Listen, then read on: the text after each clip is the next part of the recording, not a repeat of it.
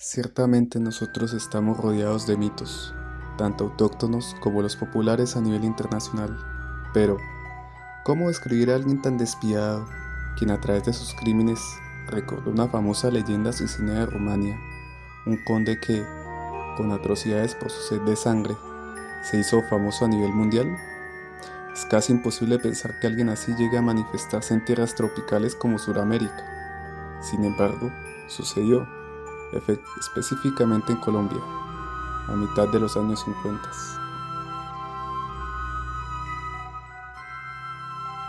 Ya partiendo de una época donde una noticia en donde los medios impresos etiquetan a un asesino serial como un vampiro, creó una histeria y miedo colectivo que era muy fácil de creer para la persona promedio de la época, en que había muy poca información acerca de asesinos tan salvajes, que lo primero que se intuía era que, muy probablemente, se trataba de un ser infernal desatando el caos.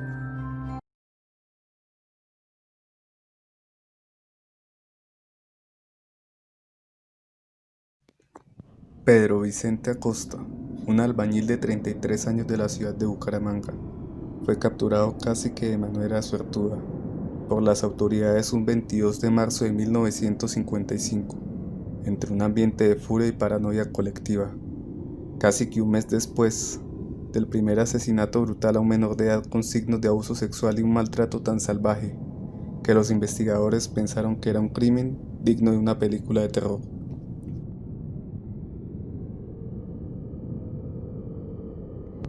22 de febrero de 1955, 11:40 de la mañana. Dos niños se acercaron a lo que parecía un bulto, o un animal en descomposición que tenía varios gallinazos picoteando.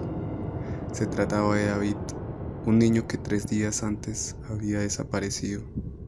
El Servicio de Inteligencia colombiano, mejor conocido como SIC, encontraron muchos signos de maltrato y a pocos metros del cuerpo la camisa del niño asesinado con las palabras Vampiro bis 110. Estas palabras fueron el detonante para los encabezados del periódico del día siguiente, donde se revelaron más atrocidades que ocurrió en el asesinato de David, entre ellas fracturas, mordiscos, uno de ellos arrancándole un ojo a la víctima y succión de sangre.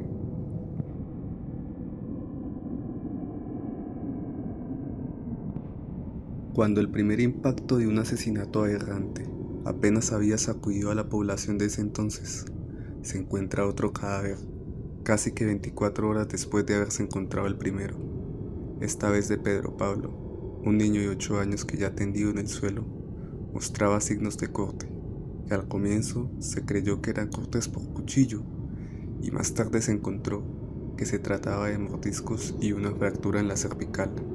En el abdomen del cuerpo se encontró las palabras Pedro Vampiro 88 en tinta morada.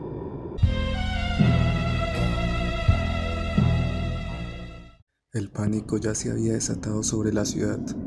Los padres no querían enviar a sus hijos a las escuelas y por lo tanto hubo un cierre de colegio durante 2 semanas por el medio de encontrarse con el famoso vampiro acechador.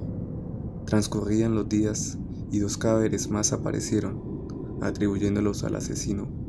Tanto fue el temor generado que una empresa grande como Ipinto colocaba una recompensa de 500 pesos, al día de hoy unos 50 millones de pesos.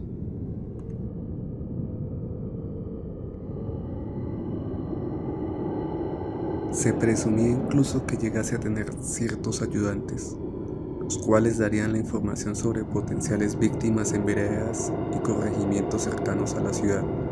El día en que se sintió con el morbo de capturar a otras 2 presas ofreciéndole juguetes, fue el comienzo de su fin. Uno de los niños se fue con la excusa de ir a llevar unos panes a su mamá, mientras el otro se quedó con él como anzuelo. Luego, ese niño fue con un agente de policía que se encontraba a 2 cuadras del lugar, y a su vez se enteraron los vecinos que se encontraban cerca. Su final se acercaba.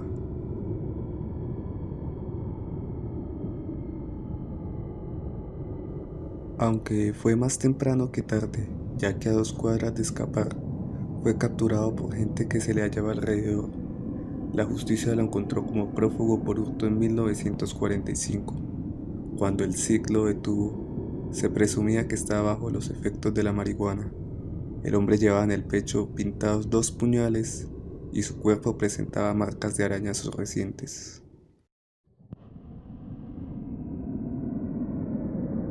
El 27 de febrero se les dijo a los periodistas que el SIC se había precipitado al señalar a Pedro Vicente Calderón Acosta como el autor de los crímenes, lo que conllevó que, al día siguiente, en la calle se rumoreaba que Pedro Vicente no era el verdadero asesino. El verdadero vampiro habría huido de la ciudad al darse cuenta que las autoridades le seguían los pasos. Cabe anotar que las pruebas hechas a la dentadura no fueron confiables, que no se practicaron exámenes de sangre a las víctimas y al acusado, y así que las posibles huellas que pudo dejar el asesino fueron borradas.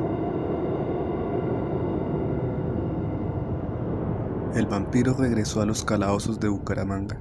En aquel entonces, la mayor condena impuesta no podía superar los 24 años, y la historia se olvidó de él.